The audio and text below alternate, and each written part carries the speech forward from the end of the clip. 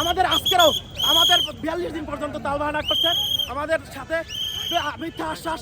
এবং আমি বলি যে আপনারা যদি দাবি না মানেন বলেন সরাসরি, আমরা দাবি মানব না, আমরা আমাদের মেরে ফেলেন আগুন দিয়ে, আমাদের সার্টিফিকেটগুলো নিয়ে আপনারা আগুন দিয়ে আমাদের মেরে ফেলেন। যেহেতু আপনাদের মেরে ফেলেন, আমাদের এটাই সবচেয়ে ভালো হয়, গুলি করে মেরে ফেলেন।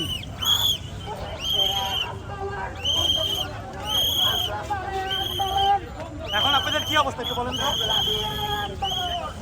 আমরা 43 দিন যাবৎ প্রেস ক্লাবে অবস্থান করছি, তারপরেও তারা বিভিন্ন তালবাহানা করে আমাদের এই খবরটা মন্ত্রণালয় পর্যন্ত পৌঁছাতে দিচ্ছে না। আজকে আমরা এই জন্য যমুনায় আসছি আমাদের কথাটা জানানোর জন্য, কিন্তু এইখানে তারা আমাদের আক্রমণ করে কিভাবে? আমরা তো কোনো সহিংস কিছু করিনি, আমরা অহিংসভাবে শান্তভাবে ওখানে বসেছিলাম, কিন্তু তারা আমাদের উপরে এই যে একটা টর্চার করছে, এইটাতে আমি দেখতে পাচ্ছি যে স্বৈরাচার আর এই পুলিশের মধ্যে কোনো পার্থক্য নেই। তাহলে এই যে জুলাই বিপ্লব হলো, এই যে আবু সাইদ রক্ত দিল, এই যে মুগ্ধম রক্ত দিল, এই রক্তের প্রতিদান কি?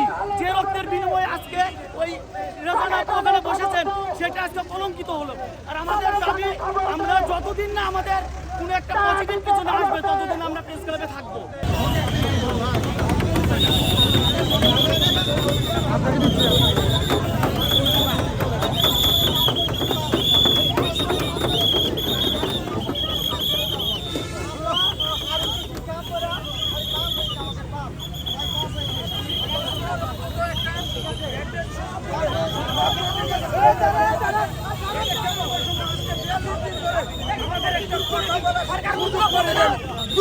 সালে করোনা 3 বছর চলে গেছে, এখন 3 বছরের ক্ষতিপূরণ 2024 সালে 2 বছর পরে দেয়, সেটা কি হবে?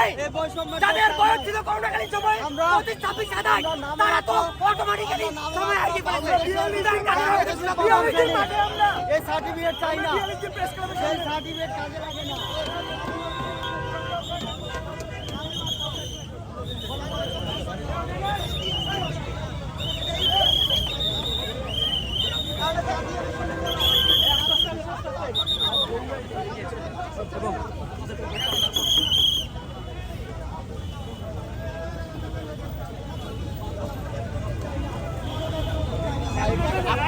কর্মসূচি কি হবে? কর্মসূচি কি হবে? আমরা রাজপথ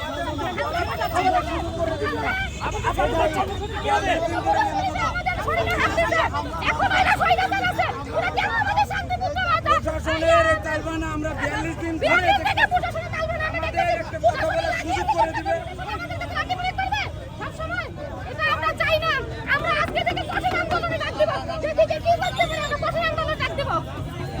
আপনাদের কর্মসূচি কি হবে? কর্মসূচি কি হবে?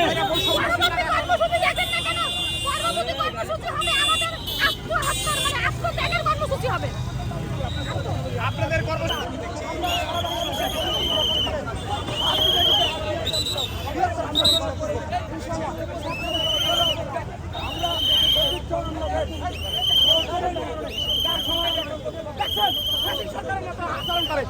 পুলিশ দিয়ে আন্দোলন বন্ধ করা যাবে না, আমরা করে আন্দোলন বন্ধ করা যাবে না, পুলিশ দিয়ে আন্দোলন বন্ধ করা যাবে না, পুলিশ দিয়ে আন্দোলন মামলা দিয়ে আন্দোলন পুলিশ দিয়ে আন্দোলন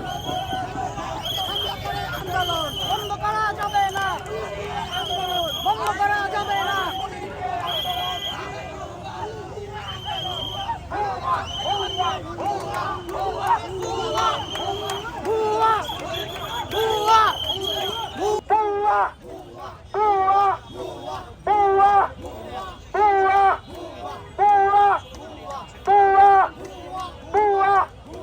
পুলিশ দিয়ে আন্দোলন, মামলা দিয়ে আন্দোলন, হামলা করে আন্দোলন, আমাদের দাবি তালবাহানা মানি না, তেলের মাথায় তেল দেওয়া, তালবাহানা মানি না, তালবাহানা মানি না।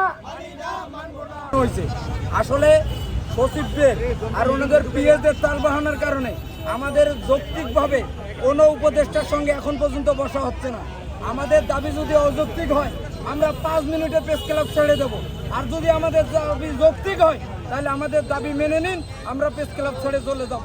কিন্তু এই প্রহসন আগামী 42 দিন ধরে, গত 42 দিন ধরে একের পর এক চলতে আছে।